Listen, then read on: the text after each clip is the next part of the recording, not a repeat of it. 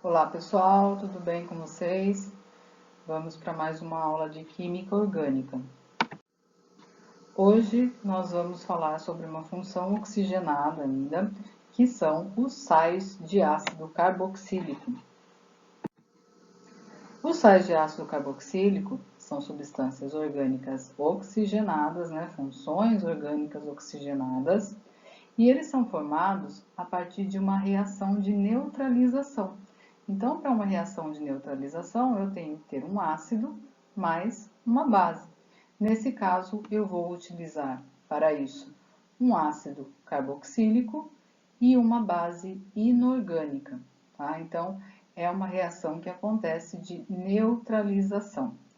Eles são formados a partir dessa neutralização e eles têm como produtos, o sal de ácido carboxílico e água. Tá? Então, é essa reação aqui que acontece. Eu tenho um ácido carboxílico, olha aqui, C-OH, e daí eu tenho a formação do sal de ácido carboxílico, onde eu tenho aqui, nessa molécula, um metal ligado a ela. Então, aqui tem mais detalhes. Então, aqui eu tenho um ácido carboxílico qualquer e o hidrogênio do ácido carboxílico vai reagir, para formar uma molécula de água com a hidroxila da minha base inorgânica, e vai formar uma molécula de água. E esse metal aqui da minha base inorgânica vai entrar aqui no lugar do hidrogênio, através de uma ligação iônica. E daí eu tenho a formação de um sal de ácido carboxílico. Então, onde eu tenho a substituição do hidrogênio do ácido pelo metal da minha base e a formação de uma molécula de água, ok? Então, aqui só para R é o radical aqui, Então, aqui eu posso ter compostos de cadeia beta, fechada, aromática, Posso ter todos os tipos de formação aqui de um ácido, bem como aqui. E o Me, esse Me é o metal, é um átomo de metal, que faz parte da base inorgânica. Aqui a gente vai olhar em detalhe aqui a formação desse ânion, tá? Que vem lá do ácido carboxílico. Lembra que no ácido carboxílico eu tinha a carboxila, que era o C-OOH, tá? Essa era a carboxila, que é o grupo funcional dos ácidos carboxílicos. Agora eu tenho a formação do carboxilato. O carboxilato é esse ânion, O ânion formado quando o ácido carboxílico perde o hidrogênio aqui. Então fica um O-. Esse O- é o carboxilato, todo esse grupamento, na verdade, é o carboxilato ou também acilato, é uma outra maneira de nomear ele. Tá? Então vai ser esse ânion aqui que vai formar o sal de ácido carboxílico. É esse ânion que vai se ligar ao cátion metálico, O cátion que vem lá da minha base inorgânica, que é formada ou por metais ou também pelo amônio, Olha o amônio aqui, Então, a minha base lá, fornecida pela base, é a base que vem dos cátions metálicos ou do amônio. Então, esse grupo funcional é que distingue, é que diz para mim que são os sais de ácidos derivados dos ácidos carboxílicos, que chama o acilato ou carboxilato. Então, aqui a gente tem alguns exemplos de algumas reações. Como que isso se dá, tá? A gente viu ali de uma forma genérica, aqui na realidade já estamos com compostos reais. Então, aqui eu tenho primeiro o ácido carboxílico, que é o ácido acético, na verdade o ácido etanóico é o seu nome oficial, o ácido acético é o seu nome usual. Então, MET, ET, C-OOH, ácido. Então, aqui é o ácido etanóico. E ele vai se ligar com uma base inorgânica, que é o hidróxido de amônio. Então, essa hidroxila aqui da base vai reagir com o hidrogênio do meu ácido e formar uma molécula de água. E o amônio vai entrar aqui no lugar através de uma ligação iônica para formar o sal de ácido carboxílico. Então, eu tenho aqui o etanoato de amônio ou acetato de amônio. Nós vamos ver adiante como se dá essa nomenclatura, tá? Aqui é só para eu demonstrar para vocês as reações que acontecem. Então, aqui de novo eu tenho ácido etanóico, ou ácido acético, e agora está reagindo com uma base que é o hidróxido de sódio, tá? Então, a hidroxila se liga com o hidrogênio aqui do meu ácido, formando uma molécula de água, e o sódio entra aqui no lugar do hidrogênio. Daí eu tenho o etanoato de sódio, ou acetato de sódio. E esse último exemplo aqui, eu tenho um outro ácido carboxílico, que é o ácido 1,2,3-metil 4 carbonos butanóico, reagindo com o hidróxido de potássio. Então, a hidroxila aqui se liga ao hidrogênio e forma uma molécula de água, e o potássio, através de uma ligação iônica, vai se ligar aqui ao oxigênio. Então, eu tenho agora 1,2,3-metil butanoato de potássio, tá? Então, já vamos ver em detalhes essa nomenclatura. Características dos sais de ácido carboxílico. Ele tem algumas características. A primeira é o seu estado físico. A temperatura ambiente, os sais de ácido carboxílico são sólidos e apresentam uma estrutura de cristais, né? Uma estrutura cristalina. Quanto à solubilidade dos sais, os sais que são formados por metais da família 1A, né? Dos metais alcalinos da família 1A, sódio, lítio, potássio, todos eles, assim como os que são formados com o amônio, né, NH4, eles são bastante solúveis em água. Agora, quando eles estão ligados a outros tipos de sais, como da família 2A ou qualquer outro cátion, eles praticamente são insolúveis, principalmente os sais de ácido carboxílicos, onde eu encontro metais pesados, tá? Então, os solúveis são só aqueles da família 1A e aquele do cátion amônio. Densidade. A densidade dos sais de ácido carboxílico, eles apresentam uma densidade maior do que da água, né? Quando comparado da água. Forças intermoleculares. Essa é uma parte bastante importante a respeito dos sais de ácidos carboxílicos, né? Eles apresentam características polares mistas. O que significa isso? Que toda aquela parte que é formada por carbonos e hidrogênios, né? Toda aquela cadeia carbônica de carbono e hidrogênio, a gente já sabe que esse tipo de composto apresenta uma característica apolar. Então, ele tem essa parte apolar, e a outra extremidade, né, a outra ponta lá, que tem a ligação iônica, onde se ligam aos metais, essa ponta, né, porque tem realmente uma ligação iônica, tem característica polar. Então, por isso que a gente fala que eles têm características polares mistas. Ele tem uma parte polar e uma parte apolar. Pontos de fusão e de ebulição.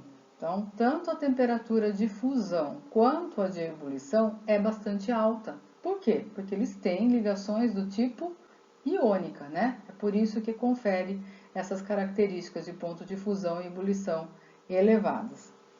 Assim, em vez de sofrer mudanças de estado físico, é mais fácil a molécula sofrer uma decomposição. Tá? Então, quando eu aqueço demais, é mais fácil ela se decompor do que ela mudar de estado físico. E as propriedades organolépticas, né? São aquelas de cheiro, sabor. Então, esses sais de ácido carboxílicos, eles são inodoros, eles não têm nenhum cheiro, eles são adstringentes. Sabe quando a gente põe uma banana na boca e amarra a boca? É essa a característica de ser adstringente. Tá? Então, essas são algumas características dos sais de ácidos carboxílicos. Caralho!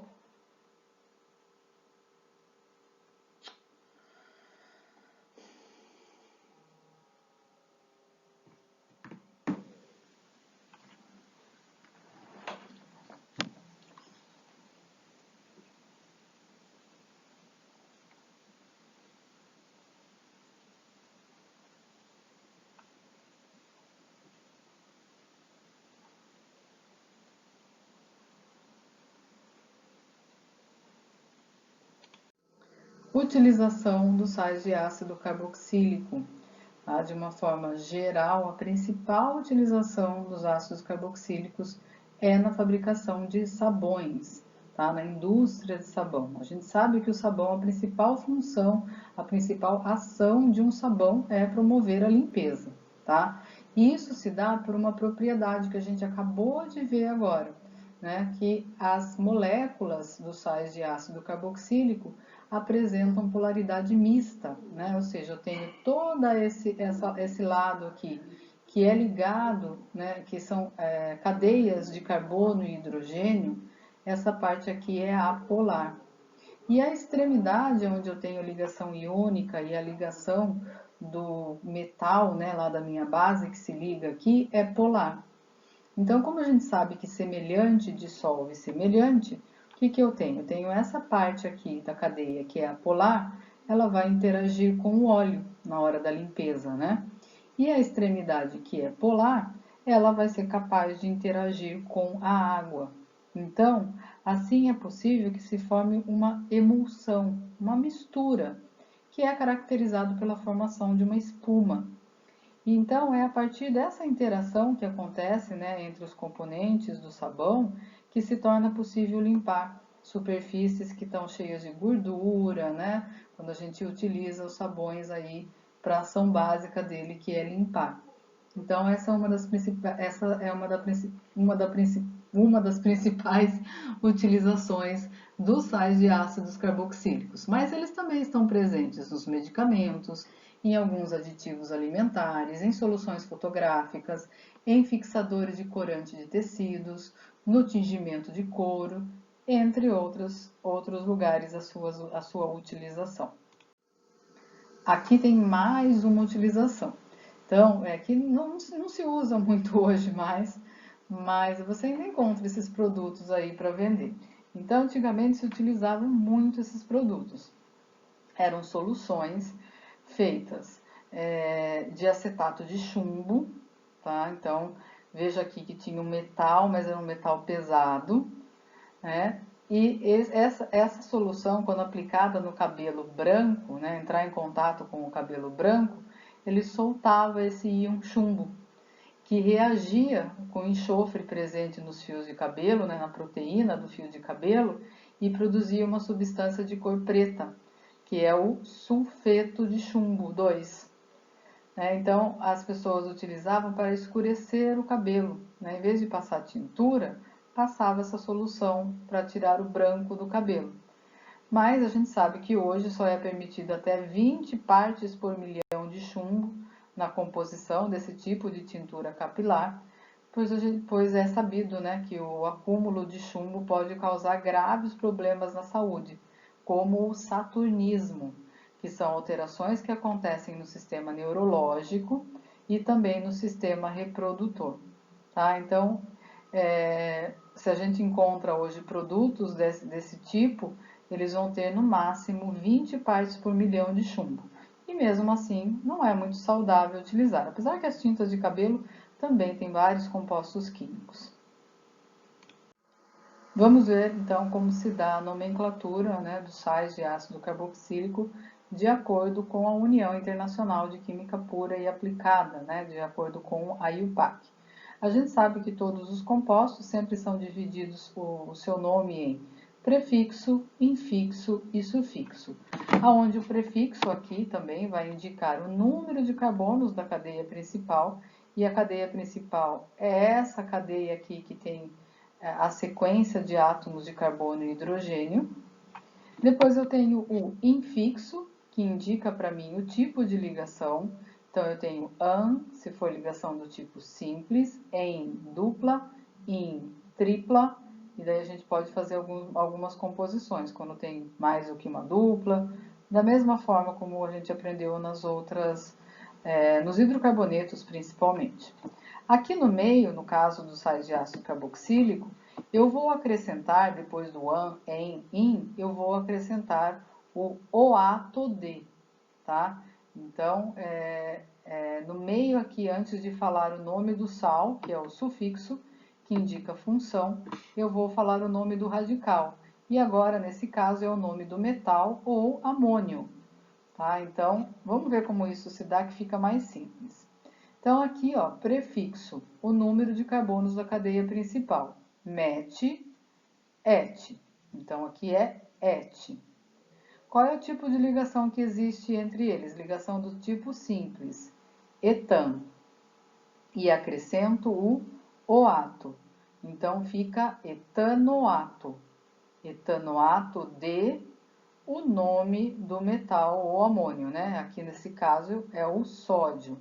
Então, o nome desse composto é o etanoato de sódio, tá? É bastante simples, é bem fácil e não tem muito o que errar. A gente vai ver alguns compostos onde eu tenho ligações do tipo dupla ou tripla, onde eu tenho também outros radicais aqui nessa cadeia, mas isso não vai alterar a nomenclatura. E antes que a gente veja alguns compostos, eu gostaria de falar um pouquinho sobre a nomenclatura usual. Ela aparece bastante nos compostos, a gente sempre encontra aí essa nomenclatura, principalmente esses dois primeiros, né? Lá no começo da aula eu já mostrei aqui, né, o acetato para vocês, então é bem comum aparecer. Então, quando eu tenho a nomenclatura oficial, que é metanoato de o nome de algum metal, né, que é esse caso aqui, eu também posso encontrar o formiato, tá? Lembra sempre que com um carbono é fórmico, com dois carbonos é acético, tá? Isso serve para várias outras nomenclaturas aí. Então, ó, metanoato, formiato, quando tem um carbono. Dois carbonos, como a gente acabou de ver, né, etanoato, também posso encontrar o acetato. Esses dois são os mais encontrados nessa forma aqui. Depois eu tenho o met, et, prop, que é o propanoato de nome do metal. Então pode também ter o propionato. Aqui, met, et, prop, but, butanoato de nome do metal. Mas eu posso encontrar butirato de nome do metal. 5 carbonos, pentanoato de alguma coisa, ou valerato de nome do metal. Esse daqui, ó, esse aqui é o metanoato, quem está ligado a ele é o fenil, então é o fenilmetanoato de algum metal, mas eu também posso chamar de benzoato, esse também é bastante comum. E esse último também é bastante comum, que é o etanodiato. Veja que vai ter dois metais aqui, as duas extremidades contêm os metais, etanodiato. Esse daqui é conhecido como oxalato, a nomenclatura usual dele, também bastante comum. E aqui a gente tem alguns exemplos, tá? Então aqui eu tenho 1, 2, 3, 4. No 3 eu tenho metil, então eu tenho 3-metil butanoato de potássio.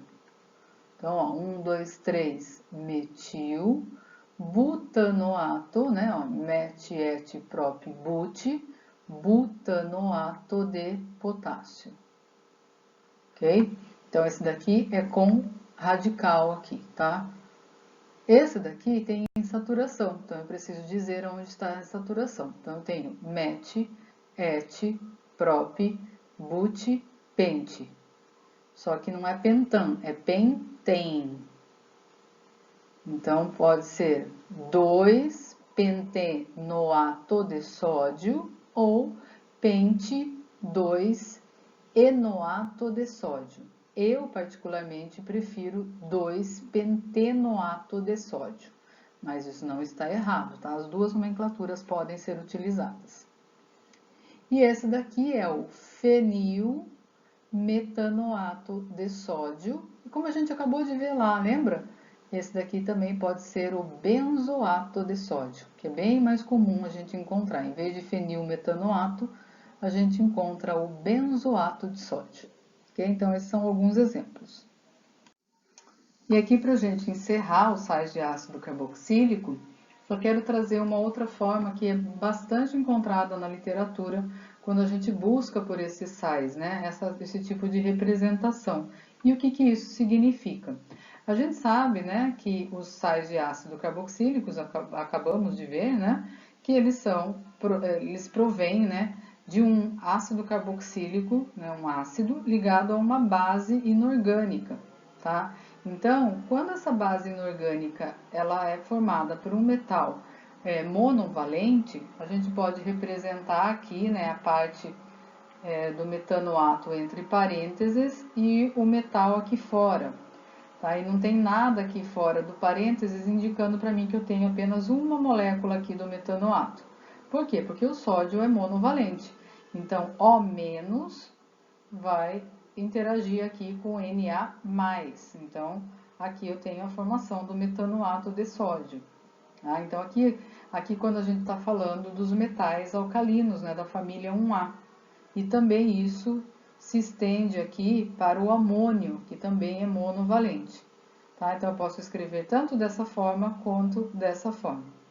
Já quando eu tenho a formação de um sal de ácido carboxílico com um metal da família 2A, né, que é bivalente, ou alumínio, que é trivalente, daí eu preciso de mais moléculas de propanoato, nesse caso aqui, em específico, para se ligar com o magnésio aqui, fazer a ligação iônica. Então, aqui eu tenho O-, preciso de duas dessa para interagir com o magnésio, que é Mg+2. Tá? Então, eu ponho entre parênteses e indico aqui quantos de propanoato eu preciso para reagir com o magnésio. Por isso é importante saber a valência de todos os metais. E aqui é a mesma coisa, né? Do etanoato de alumínio, eu preciso de 3 etanoatos ou menos para reagir com a L+3. Tá? Então, é só uma outra maneira aqui de eu escrever de forma mais simplificada. Ok? Então, terminamos de ver os sais de ácido carboxílico e vamos para a próxima função. Até mais. Tchau, tchau.